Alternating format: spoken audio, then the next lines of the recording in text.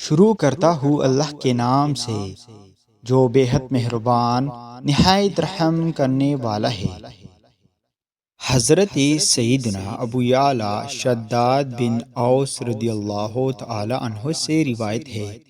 کہ نبی کریم صلی اللہ تعالی علیہ وآلہ وسلم نے فرمایا،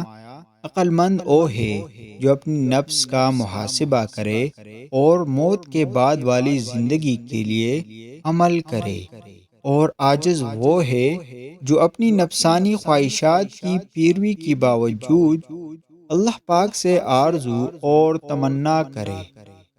حضرت سیدنا ابو ہریرہ رضی اللہ تعالی عنہ سے مروی ہے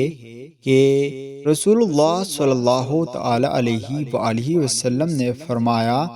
بے فائدہ باتوں کو چھوڑ دینا آدمی کے اسلام کی خوبیوں میں سے ہے۔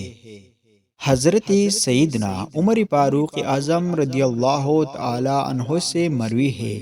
کہ رسول اکرم صلی اللہ تعالی علیہ وآلہ وسلم نے فرمایا، کسی آدمی سے